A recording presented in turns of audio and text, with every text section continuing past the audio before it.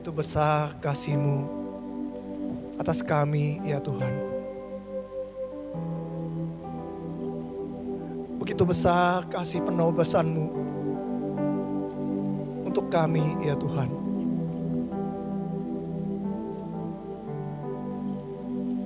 Kami semua adalah orang-orang yang tidak layak, yang hancur dan remuk di tengah-tengah dunia yang penuh dosa ini. Tapi anugerah-Mu yang begitu besar untuk kami ya Tuhan. Engkau mau datang ke dalam dunia, mati di atas kayu salib, mengampuni dosa setiap kami ya Tuhan. Betapa besar kasih-Mu pada kami ya Tuhan. Tolong kami ya Tuhan, supaya kami juga boleh membalas cinta kasih-Mu dengan hidup seturut dengan kehendak-Mu, menuruti firman-Mu. Pagi hari ini kami kembali akan mendengarkan kebenaran firman Tuhan. Pakailah kebenaran itu untuk mengubahkan hidup kami seturut dengan kehendak-Mu, supaya kami menjadi orang-orang yang hidupnya berkenan di hati-Mu ya Tuhan.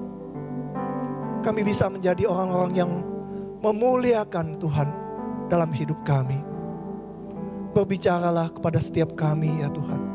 Tolonglah hamba-Mu supaya dia boleh menyampaikan kebenaran firman Tuhan ini dengan baik dan dengan jelas. Tuhan, tolong kami supaya kami juga boleh mengerti kebenaran firman Tuhan ini dengan baik dan jelas. Terima kasih Tuhan. Di dalam nama Tuhan Yesus kami berdoa dan mengucap syukur. Amin. Terima kasih untuk teman-teman liturgos dan singer yang sudah memimpin kita semua untuk memuji Tuhan, masuk ke dalam hadirat Tuhan. Bapak Ibu, shalom, selamat pagi. Shalom, selamat pagi. Ya, senang bisa melayani pemberitaan firman Tuhan pada hari ini.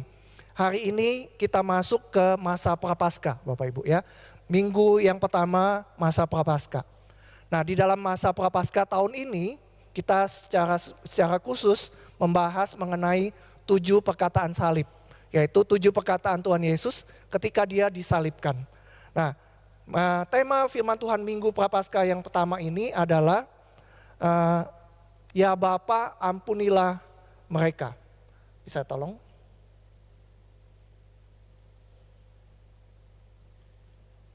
Oke, ya.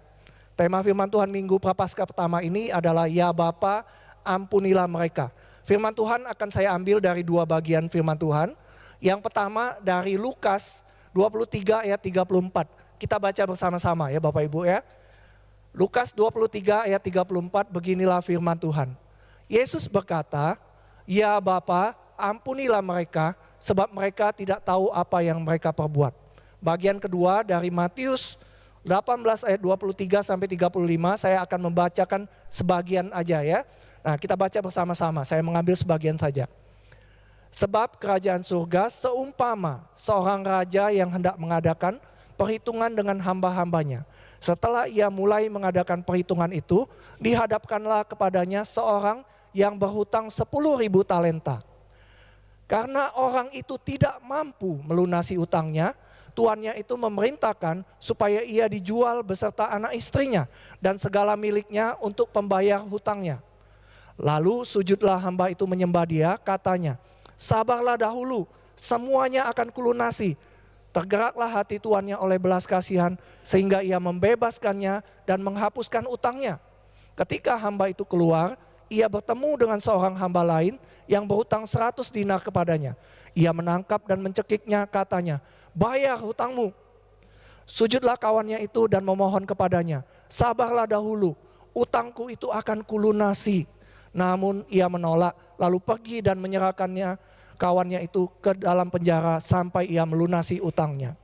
Melihat itu, hamba-hamba yang lain sangat sedih, lalu menyampaikan segala yang terjadi kepada tuan mereka. Kemudian tuan itu menyuruh memanggil orang itu dan berkata kepadanya, hai hamba yang jahat, seluruh utangmu telah kuhapuskan karena engkau memohon kepadaku. Bukankah engkau pun harus mengasihani kawanmu seperti aku telah mengasihani engkau? Tuannya itu pun marah dan menyerahkannya kepada algojo-algojo sampai ia melunasi seluruh hutangnya. Demikian juga yang akan diperbuat oleh Bapakku yang di surga terhadap kamu, apabila kamu masing-masing tidak mengampuni saudaramu dengan segenap hatimu. Sedemikian jauh pembacaan firman Tuhan kita pada pagi hari ini. Nah Bapak Ibu, satu kali di persekutuan doa, Ibu Erlis, istrinya Pak Heru, bercerita tentang kisah seorang anak perempuan yang kedua orang tuanya bercerai. Ya. Nah anak itu kemudian tinggal bersama ibunya. Tapi sang ayah juga tinggalnya dekat dengan rumah mereka. Ya. Jadi kedua orang tuanya bercerai, sang anak tinggal sama ibunya. Tapi bapaknya juga tinggal dekat rumah.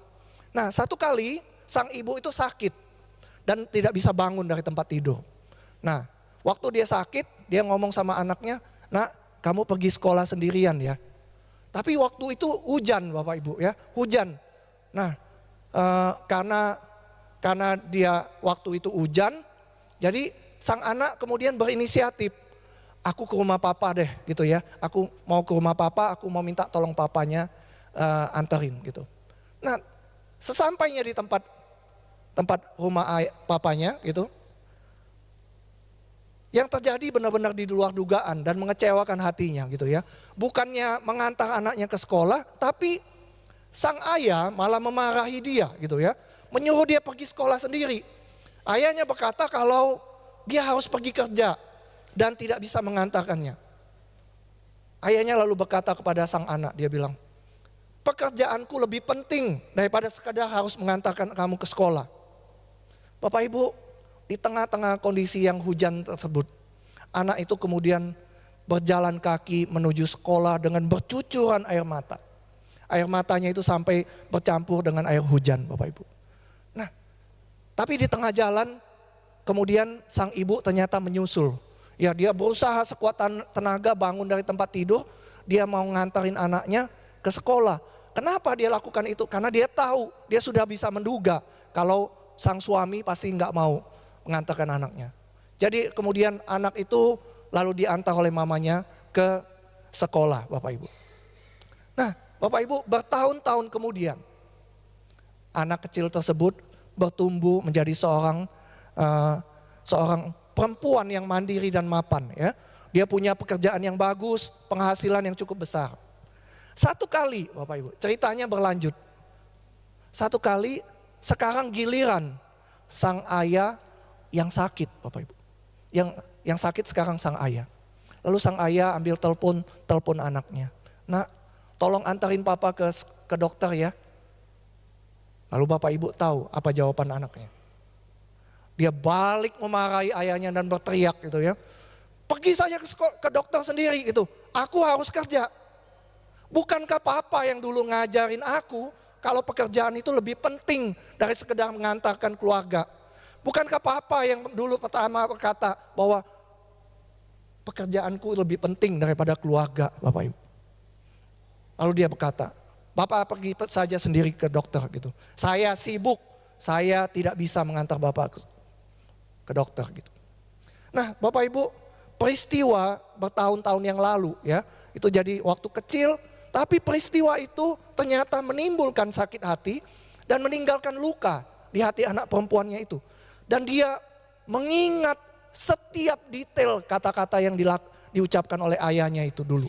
Dan kemudian ketika ayahnya yang sekarang sakit, dia membalas rasa marah dan sakit hatinya itu dengan cara dan perkataan yang sama juga. Waktu mempersiapkan khotbah ini, saya juga menemukan berita di Kompas tentang sebuah peristiwa yang terjadi di Korea Selatan, Bapak Ibu. Korea Selatan. Seorang guru menduga anak muridnya itu menyontek, ya, menduga anak muridnya itu menyontek, lalu dihukum dan dihukum dengan dipukul, Bapak Ibu. Nah, sang murid tadi merasa tidak menyontek, tapi dia tidak bisa membela dirinya. Kemudian dia merelakan dirinya dipukul sampai 100 kali kata sang murid tadi gitu ya. Dipukul 100 kali Dan dia marah sekali gitu Bapak Ibu. Dia menyimpan rasa kesalnya gitu. Nah bertahun-tahun kemudian, 20 tahun yang kemudian Bapak Ibu. Satu kali dia bertemu dengan gurunya itu. Sang murid tersebut yang sekarang berusia 37 tahun. Bertemu dengan gurunya sekarang yang berusia 58 tahun. Ketika dia bertemu dengan sang guru itu, dia langsung mengenali, oh ini guru aku. Lalu dia samperin gitu, dan dia menuntut sang guru untuk minta maaf kepadanya. Bapak, dia bilang, Bapak dulu salah-salah menuduh saya menyontek. Sekarang minta maaf. Sang guru tadi sudah lupa 20 tahun yang lalu Bapak Ibu. 20 tahun. Dan dia merasa dia tidak melakukan dan dia nggak mau minta maaf juga. Bapak Ibu tahu apa yang kemudian terjadi. Dendam 20 tahun itu dilampiaskan oleh sang murid itu kepada sang guru. Dia menikam gurunya berkali-kali hingga tewas. Bapak. Si murid selama ini terus menyimpan kekesalan dan kemarahannya selama 20 tahun. Sang guru juga sebaliknya, tidak mau meminta maaf karena dia lupa kalau dulu dia pernah melakukannya. Nah Bapak Ibu, kisah anak perempuan tadi ya, terus guru dengan murid itu, sebenarnya adalah kisah orang-orang yang tidak bisa memaafkan, bukan? Ada banyak kisah-kisah seperti ini Bapak Ibu. Bapak Ibu mungkin pernah mendengar, pernah membaca, pernah menonton film atau berita gitu ya, tentang orang-orang yang sudah menyakiti hati orang dan kemudian rasa marah, rasa dendamnya itu tidak selesai Bapak Ibu. Kisah-kisah seperti ini juga saya yakin dekat dengan kita, bukan?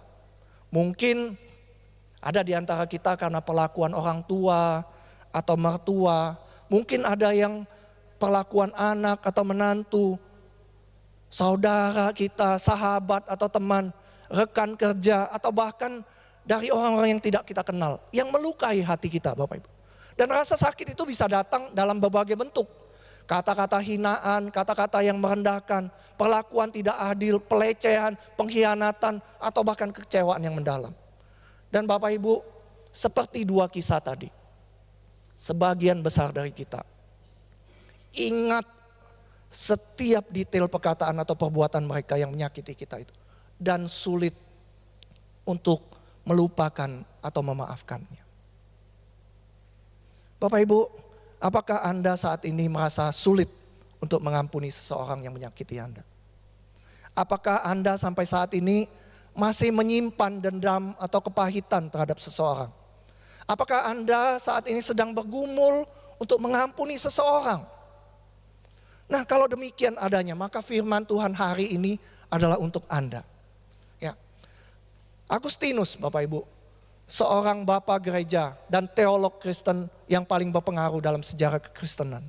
Satu kali pernah berkata begini, dia berkata, resentment is like drinking poison and hoping it will kill your enemies. Resentment is like drinking poison and hoping it will kill your enemies. Agustinus berkata, kemarahan, sakit hati, dendam itu apabila kita pelihara terus di dalam hidup kita, itu seperti meminum racun. Meminum racun dan kemudian kita berharap orang yang kita benci itu mati, Bapak Ibu. Ketidakmauan kita atau ketidakmampuan kita untuk mengampuni, justru Bapak Ibu perhatikan, justru akan menghancurkan hati, pikiran, bahkan bisa menghancurkan kesehatan kita sendiri. Ketidakmampuan kita untuk mengampuni mempengaruhi hati, pikiran, hidup, bahkan kesehatan kita sendiri. Kenapa saya katakan demikian? Ya, nah, Bapak Ibu, ada sebuah riset yang dilakukan seorang dokter yang bernama Dr. Michael Berry. Dia menamaikan riset ini The Forgiveness Project. Kemudian riset ini dia jadikan sebuah buku. Nah Bapak Ibu tahu apa yang dia temukan dari riset itu? Sebuah temuan yang cukup mengejutkan. Bapak Ibu, Dr. Michael Berry itu menemukan bahwa 61% pasien kanker memiliki masalah dengan kepahitan. Saya ulangi ya Bapak Ibu. 61% pasien kanker memiliki masalah dengan kepahitan. Nah Bapak Ibu jangan salah paham ya. Saya tidak berkata bahwa semua penyakit kanker adalah karena kepahitan. Ya. Tapi riset ini membuktikan bahwa hampir 2 dari 3 orang yang sakit kanker itu karena kepahitan. Karena kepahitan Bapak Ibu. Dan Bapak Ibu tahu ada penelitian yang lain juga yang banyak sekali kalau Bapak Ibu cari di internet. Ya. Misalnya ini Bapak Ibu. Penelitian yang dilakukan John Hopkins Medicine menyatakan bahwa dendam itu ketidakmau kita mengampuni meningkatkan stres, meningkatkan tekanan darah dan melemahkan imun tubuh kita, Bapak Ibu. Ya. Kemudian penelitian dari American Cancer Society mengatakan juga yang sama. Ketidakmampuan kita mengampuni menimbulkan stres, menimbulkan depresi.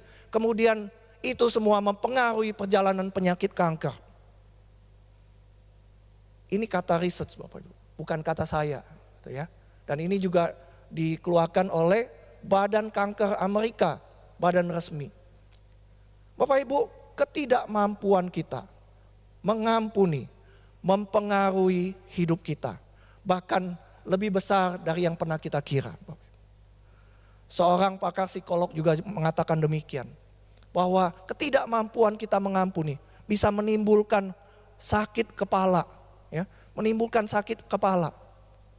Nah, Bapak Ibu, waktu saya membaca bagian ini bagi hasil riset ini, saya berpikir apa mungkin ya kalau kita saat ini mungkin sedang stres, sering sakit kepala, bisa saja Bapak Ibu.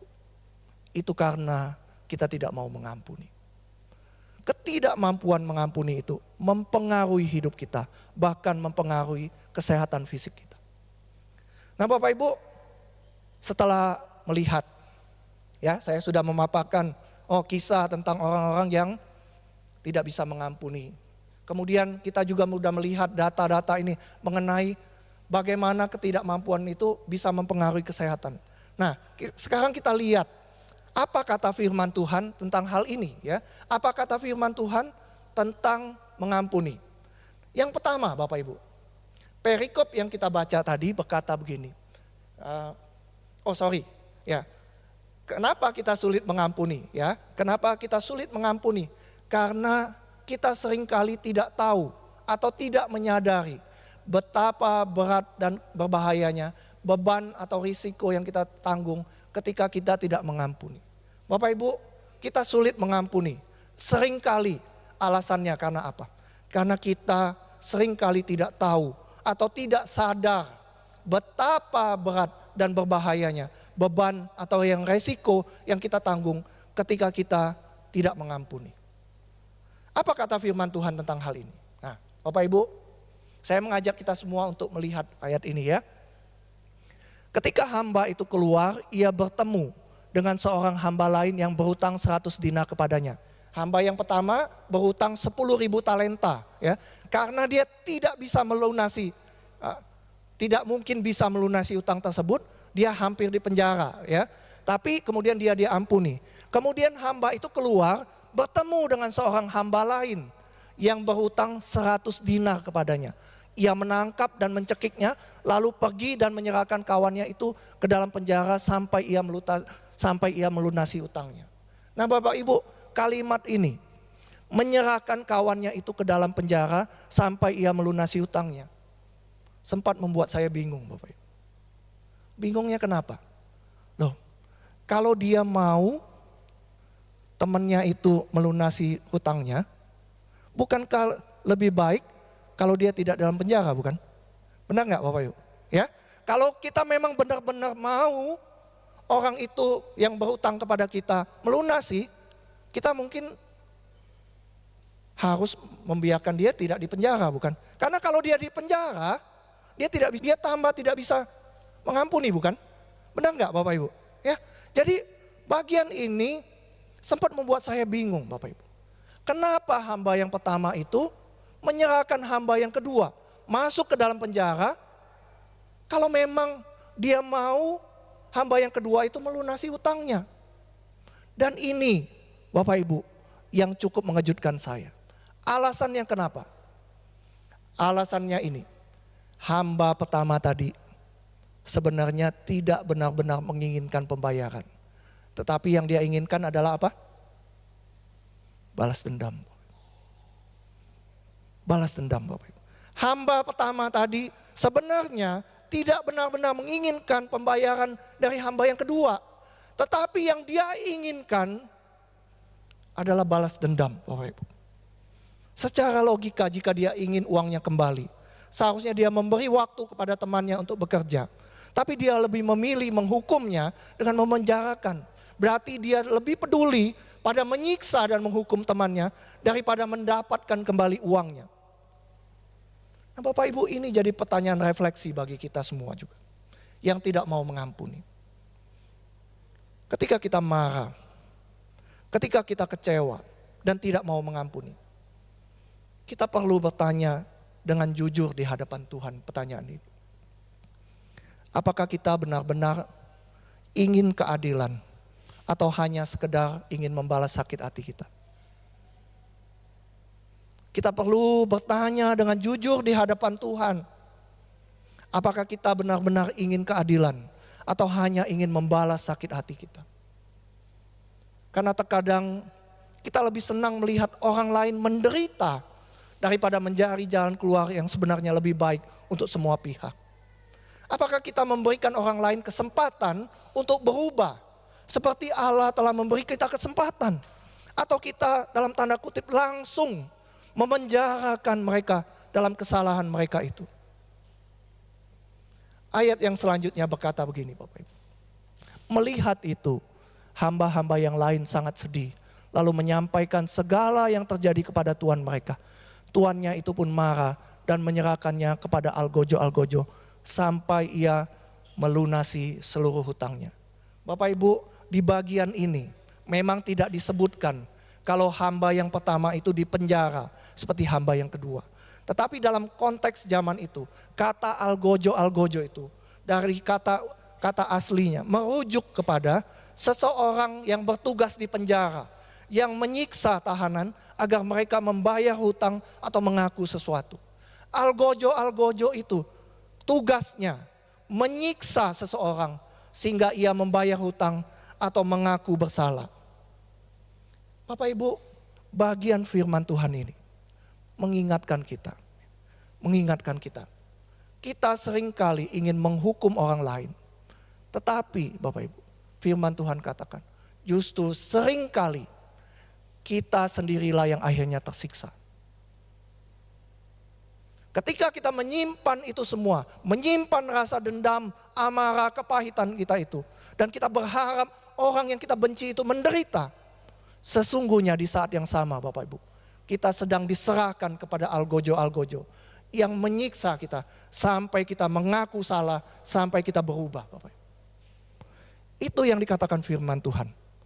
Nah, harusnya ini mendorong kita ya. Ironinya inilah, bahwa ketika kita menyimpan itu semua, malah kita sendiri yang akhirnya tersiksa. Itu bagian yang pertama Bapak Ibu.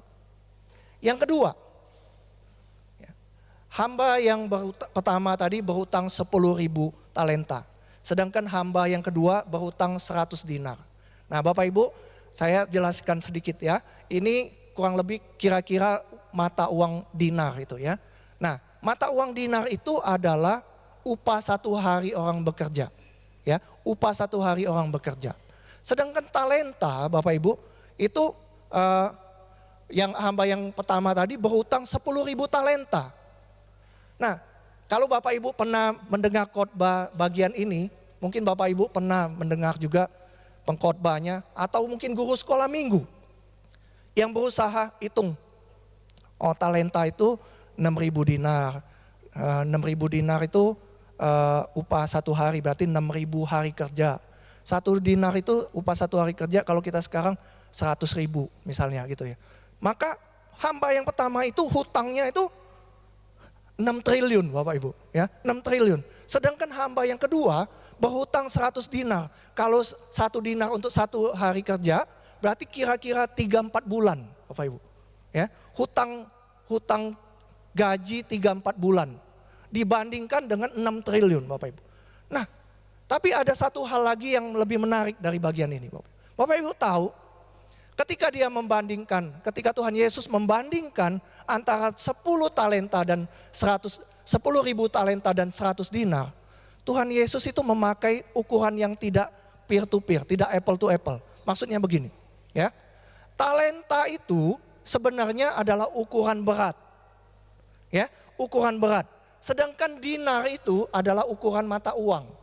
Ya, Bapak Ibu tahu ya. Satu talenta itu 33 kilo. Sedangkan satu dinar itu upah 1 hari kerja. Nah Bapak Ibu, ketika Tuhan Yesus membandingkan 10.000 talenta dengan 100 dinar, sebenarnya Tuhan Yesus memakai sesuatu yang tidak sebanding. Nah, tapi ada maksud ketika Tuhan Yesus memakai perbandingan ini. Kenapa? Bapak Ibu, yang ingin dikatakan oleh Tuhan Yesus adalah begini. Kesalahan orang lain terhadap kita itu sebenarnya kecil jika dibandingkan dengan dosa kita. Ya. Kesalahan orang lain yang kita anggap besar itu sebenarnya cuma 3-4 bulan gaji. Tapi kita lupa bahwa kita berhutang kepada Tuhan jauh lebih besar dari apa yang kita hutangi kepada orang lain. Bapak Ibu. Talenta seringkali digunakan untuk emas atau perak yang memiliki nilai sangat tinggi dan berharga. Dalam perjanjian lama, kekayaan seseorang itu diukur dengan talenta emas dan perak. Ukuran ini untuk apa? Untuk menunjukkan ada sesuatu yang begitu banyak, begitu besar dan begitu berat, Bapak Ibu. Nah, Bapak Ibu, seringkali, ini bagian yang kedua. Seringkali kita mengukur, menilai kesalahan orang. Ya, tadi perbandingan berat dan nilai kan Bapak Ibu.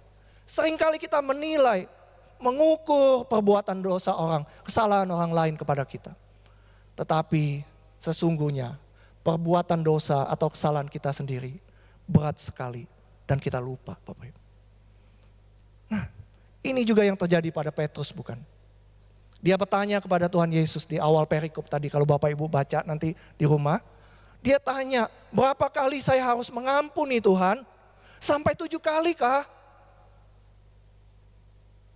Bukankah kita juga sering berpikir dalam hati dan berkata, oh orang ini ya, sudah kita hitung nih. Orang ini sudah menyakiti saya 4 kali. Saya tidak bisa mengampuni. Dia belum cukup menderita untuk kesalahan yang sudah dia perbuat. Atau kita berkata dia hanya meminta maaf. Tapi apakah dia benar-benar menyesal? Kita berpikir kalau saya mengampuni, dia pasti ngulangin lagi kesalahannya. Saya akan mengampuni kalau dia benar-benar berubah. Mungkin Bapak Ibu, kita berkata kepada orang lain. Orang lain semua bisa aku ampuni, tapi tidak dia. Bapak Ibu, kita suka mengukur kesalahan kita sendiri, kesalahan orang lain dengan standar kita. Tetapi Allah tidak mengukur dosa kita. Sebaliknya, dia menanggung beban dosa kita itu. Dia mengukur dan menilai perbuatan dosa kita itu dan ditanggungnya di atas kayu salib. Bapak Ibu, kita mengukur atau menilai perbuatan dosa atau kesalahan orang lain.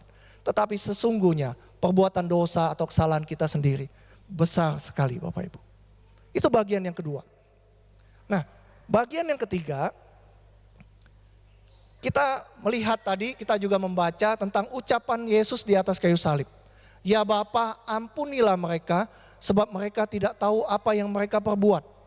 Nah Bapak Ibu, kalimat Tuhan Yesus ini sesungguhnya adalah kalimat pengampunan yang sangat radikal Bapak Ibu. Kalimat pengampunan yang sangat radikal. Kenapa saya katakan demikian? Nah ini Bapak Ibu perhatikan ya. Tuhan Yesus mengeluarkan kalimat itu ketika itu dia tidak menunggu pertobatan orang-orang yang menyalibkan dia. Sebelum dia meminta Bapa mengampuni mereka. Bapak Ibu tahu kan peristiwanya ya. Ketika dia sudah disalibkan. Ketika Tuhan Yesus sudah mengampuni. Masih ada orang yang menyiksa, mengolok-ngolok, meludahi dia. Nah Bapak Ibu, dia mengampuni tanpa syarat. Bahkan dia tidak menunggu orang-orang yang akan dia ampuni itu bertobat dulu. Dan itu berbanding terbalik dengan kita Bapak Ibu. Ya, kita seringkali ngomong, oh saya akan ampuni dia kalau dia minta maaf terlebih dahulu. Kita sering ngomong, saya mau mengampuni dia kalau dia sadar dulu akan kesalahannya. Kita berkata kepada Tuhan, saya mau mengampuni dia kalau nanti dia sudah berubah dulu. Tapi Bapak Ibu, perhatikan. Tuhan Yesus tidak menunggu pertobatan orang-orang yang menyalibkannya sebelum meminta Bapa mengampuni mereka. Tuhan Yesus tidak menunggu. Tuhan Yesus juga mengampuni di puncak penderitaannya di atas kayu salib. Bapak Ibu tahu ketika dia di atas kayu salib itu, tubuhnya menderita. Dia menahan berat badannya hanya dengan paku di kaki dan tangannya, Bapak Ibu. Dia menderita di atas kayu salib itu. Dan dia juga menderita secara mental, dihina, ya, dilecehkan. Dia juga menderita secara rohani, Bapak Ibu. Karena ketika di atas kayu salib itu dia menanggung seluruh dosa kita di atas kayu salib. Bapak Ibu, di tengah-tengah puncak penderitaannya itu, dia mengeluarkan kalimat itu. Ya Bapa, ampunilah mereka, sebab mereka tidak tahu apa yang mereka perbuat. Bapak Ibu, Yesus juga menyadari bahwa banyak orang yang menyalibkannya itu tidak benar-benar sadar akan konsekuensi dosa mereka. Yesus tahu, oleh karena itu dia berkata, ampunilah mereka sebab mereka tidak tahu apa yang mereka perbuat. Yesus sadar bahwa banyak orang yang menyalibkannya itu tidak benar-benar sadar akan konsekuensi dosa mereka. Mereka mungkin berpikir melakukan hal yang benar, tetapi mereka sebenarnya sedang menghukum anak Allah itu sendiri. Bapak Ibu, kita harus bertanya pada diri kita. Apakah kita sadar bahwa seringkali orang-orang yang menyakiti kita itu sebenarnya tidak benar-benar paham dampaknya. Ya. Apakah kita sadar kita tetap menyimpan dendam terhadap orang yang mungkin bahkan mereka sendiri tidak tahu kalau dia sudah menyakiti kita, Bapak Ibu. Apakah saya mau berdoa bagi orang yang menyakiti saya? Seperti Yesus berdoa bagi murid-muridnya. Yesus tidak menyimpan dendam. Dia menyerahkan semua kepada Bapaknya dan memilih untuk mengampuni. Kita harus bertanya kepada diri kita sendiri. Apakah saya masih terikat oleh kepahitan terhadap orang lain? Apakah saya menyadari bahwa mengampuni bukan hanya membebaskan orang lain, tapi membebaskan kita sendiri dari belenggu kepahitan? Apakah saya percaya bahwa Allah itu adalah hakim yang adil, sehingga kita tidak perlu menyimpan dendam? Apakah kita percaya itu semua, Bapak Ibu? Saya merasa saya perlu juga untuk mengingatkan kita semua tentang satu hal penting dalam pengampunan. Hal penting itu adalah ini, Bapak Ibu. Forgiveness is a journey, not a destination. Forgiveness is a journey, not a destination. Bapak Ibu, pengampunan itu adalah sebuah perjalanan dan bukan sebuah tujuan akhir. Kita tahu misalnya di kisah Yusuf, dia butuh bertahun-tahun untuk mengampuni saudara-saudara. Mengampuni tidak selalu instan, Bapak Ibu, tapi merupakan proses. Seringkali kita berpikir bahwa pengampunan adalah sekali dilakukan lalu selesai. Namun kenyataannya Bapak Ibu, pengampunan itu adalah proses, sebuah perjalanan panjang, sebuah perjalanan maraton, bukan titik akhir yang instan. Dan mengapa hal ini penting? Itu karena artinya kita mungkin perlu waktu. Ya, saya ulangi Bapak Ibu. Kita butuh waktu untuk mengampuni. Tetapi yang perlu kita perhatikan, kita tetap harus memulai prosesnya. Sama seperti penyembuhan luka fisik, luka hati juga membutuhkan waktu untuk sembuh. Mengampuni tidak berarti melupakan atau membenarkan kesalahan, tetapi kita tetap harus mengampuni. Pengampunan bukan perasaan, tetapi pilihan yang harus kita ambil. Pengampunan adalah perintah Tuhan untuk kita taati, bukan sebuah pilihan. Bapak Ibu, di kaki kanan saya di area dengkul ada satu bekas luka, Bapak.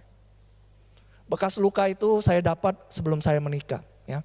Ketika itu saya sedang pergi kerja saya lewat daerah Tanah Abang, ada jalan layang gitu. Dan ketika saya naik jalan layang itu, ketika bagian menurun itu, tiba-tiba ban depan saya itu bocor, Bapak Ibu. Nah, Bapak Ibu yang bawa motor tentu tahu ya. Kalau ban belakang aja bocor itu kita bisa goyang gitu, Bapak. Nah, ini yang bocor ban depannya, Bapak. Ketika turun tiba-tiba bocor, lalu langsung saya merosot gitu. Bapak Ibu tahu kaki saya ini tergesek di aspal itu sehingga kelihatan dagingnya. Dan butuh waktu yang lama untuk luka itu akhirnya sembuh. Luka itu pun ketika sembuh tetap meninggalkan luka di kaki saya ini. Nah, tetapi saya tahu Bapak Ibu, luka itu sudah sembuh. Kenapa? Itu karena luka itu sudah tidak berdarah, sudah tidak sakit lagi, walaupun bekas lukanya tetap ada. Ya, saya pegang begini nggak berdarah, ya, saya pegang begini nggak sakit, dan saya tahu luka saya sudah sembuh. Ketika itu semua terjadi, Bapak Ibu. Nah, seperti itu juga mengampuni, Bapak Ibu. Mengampuni itu tadi saya katakan sebuah proses, butuh waktu supaya luka itu bisa sembuh. Itu artinya apa? Kita bisa teringat lagi, marah lagi, sakit yang sama lagi. Mengampuni itu butuh waktu untuk sembuh juga. Kapan kita tahu kita sudah selesai mengampuni dan sudah pulih atau sembuh? Waktu apa Bapak Ibu? Waktu lukanya nggak sakit lagi. Bapak Ibu tahu pengalaman saya pribadi ketika saya belajar, bergumul untuk mengampuni. Saya juga merasakan sulit Bapak. Bapak Ibu tahu ketika nama orang itu disebut, hati saya langsung nyes gitu ya. Bapak Ibu mungkin pernah mengalami hal yang sama bukan? Ya. Ketika kita nama orang yang menyakiti kita itu ketika disebutkan saja, hati kita tuh sudah terluka dan rasanya sakit sekali Bapak Ibu. Nah, Bapak Ibu, bekas lukanya kita tahu sudah sembuh ketika sudah tidak sakit lagi. Kita tahu kita sudah berhasil mengampuni ketika orang yang disebut itu, yang menyakiti kita itu, tidak lagi menyakiti kita lagi. Hati kita sudah dipulihkan, hati kita sudah tidak merasa sakit lagi. Bahkan ketika orang tersebut melakukan hal yang sama kepada kita.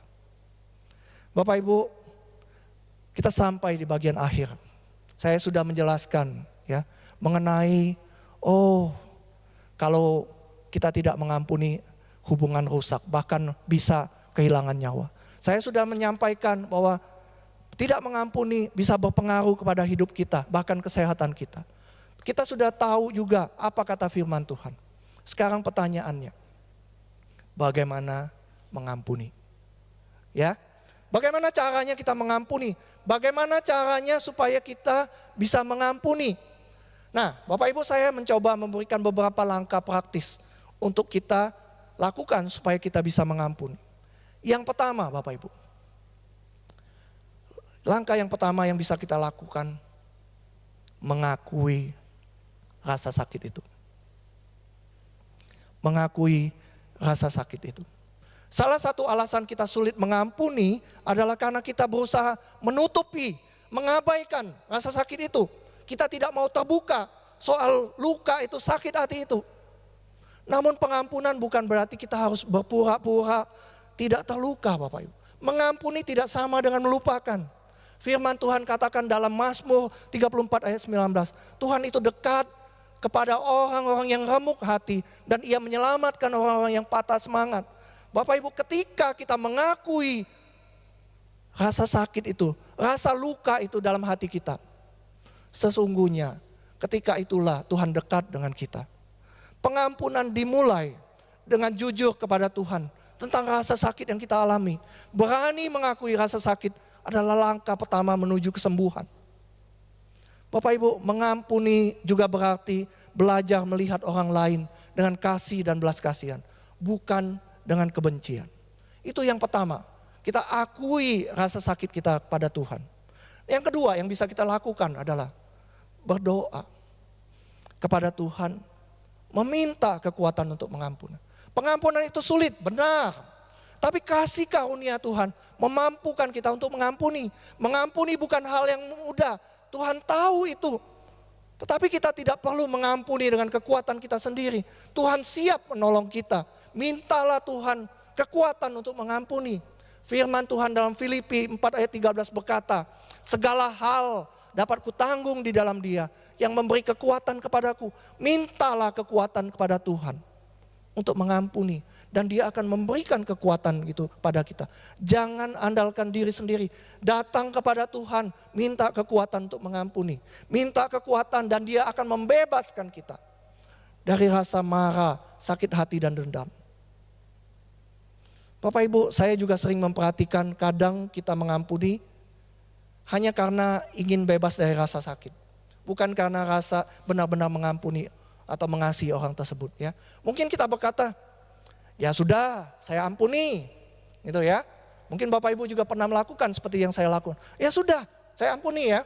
Tapi Bapak Ibu, pengampunan yang tidak berasal dari kasih, tetap juga adalah pengampunan yang egois.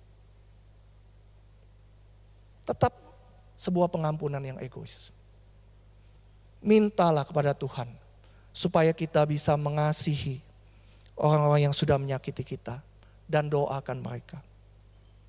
Mari kita masuk dalam sikap doa. Kita berdiam diri di hadapan Tuhan. Kita merenungkan kebenaran firman Tuhan yang sudah kita dengarkan tadi. Saudari Lisia akan menolong kita dengan menyanyikan sebuah lagu.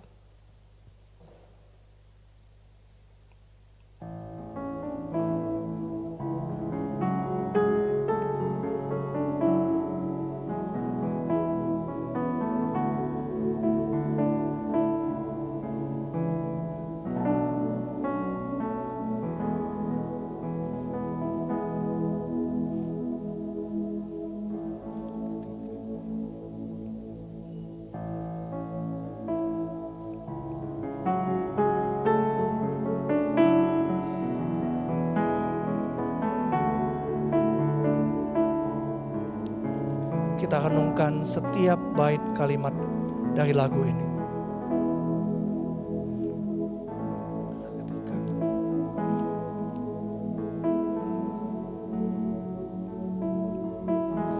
Ajarku memberi hati mengampuni ketika hidupku telah dihakimi. Ajarku memberi hati mengasihi. Ampuni bila kami tak mampu mengampuni yang bersalah kepada kami. Seperti hati Bapa mengampuni, mengasihi, tiada pemberi.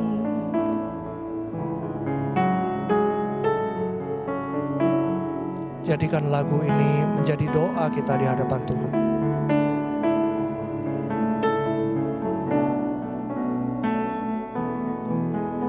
Ketika hatiku telah disakiti,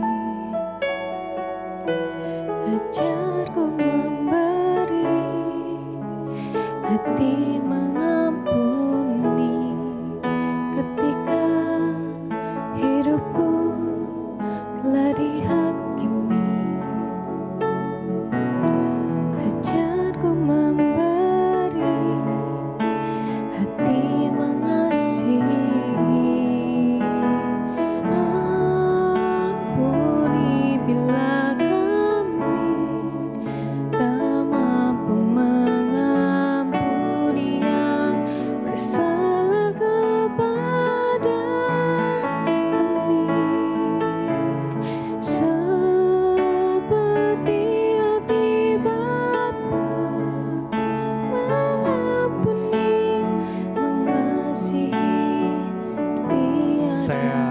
Bapak Ibu semua untuk menyanyikan lagu ini. Ketika hatiku telah disakiti.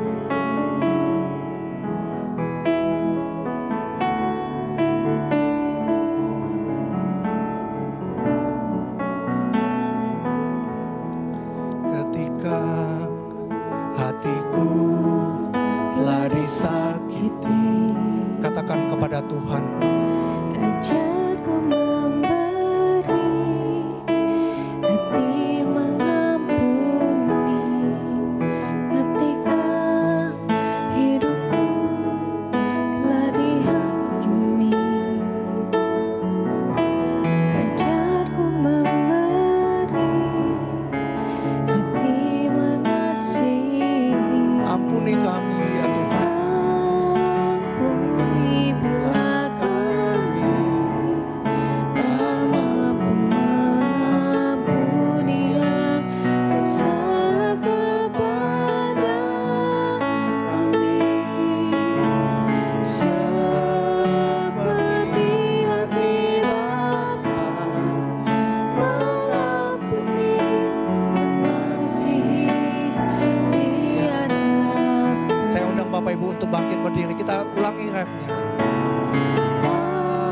Ampuni bila kami tak mampu mengampuni yang bersalah kepada Ya Tuhan, ampunilah kami. seperti hati Bapa mengampuni, mengasihi tiada pemberi. Ampuni kami ya Tuhan. Ampuni bila kami tak mampu mengampuni yang bersalah kepada kami, seperti hati Bapa mengampuni, mengasihi tiada pemberi. Bapak Ibu, setelah mendengar khotbah ini, apakah Anda masih ingin terus hidup dengan beban ini? Atau hari ini Anda memilih untuk dibebaskan oleh kasih Tuhan? Pengalaman saya pribadi, ketika saya mendengar perintah untuk mengampuni, pikiran saya otomatis tertuju kepada seseorang atau sekelompok orang yang sudah menyakiti hati saya. Kalau hari ini firman Tuhan meminta Anda untuk mengampuni, dan pikiran Anda langsung tertuju kepada seseorang atau sekelompok orang yang sudah menyakiti Anda, orang itulah yang harus Anda ampuni. Orang itulah yang harus Anda ampuni hari ini. Jika hari ini Tuhan berbicara kepada Anda tentang seseorang yang harus Anda ampuni, ambillah keputusan untuk mengampuni, mendoakan orang tersebut sebelum hari ini berakhir, sebelum khotbah ini berakhir. Mungkin Anda masih merasa berat, tapi mulailah dengan beberapa langkah kecil. Akui rasa sakit yang Anda rasakan itu di hadapan Tuhan. Berdoalah, mohon anugerah Tuhan, memberikan Anda kekuatan, memberikan Anda hati yang rela mengampuni, mengasihi tanpa pamrih. Saya memberikan waktu kepada Bapak Ibu untuk berdoa secara pribadi di hadapan Tuhan. Akui rasa sakitmu, lepaskan pengampunan, dan lihatlah bagaimana Tuhan memulihkan hidupmu, memulihkan hatimu. Akui itu di hadapan Tuhan, dan ampunilah orang yang sudah bersalah kepada kita.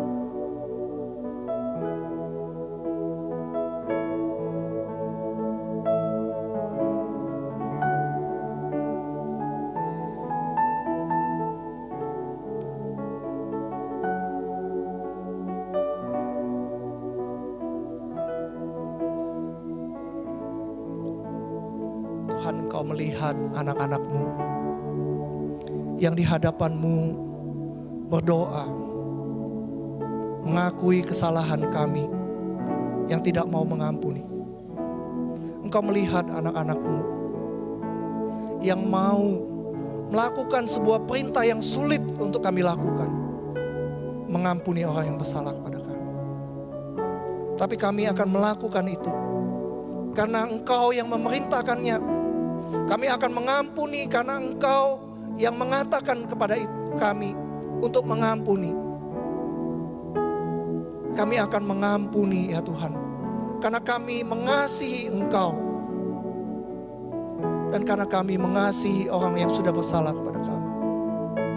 Tolong kami ya Tuhan, mampukan kami, berikan kekuatan kepada kami, berikan hati yang mau mengampuni, berikan kepada kami hati yang mengasihi tanpa pamrih.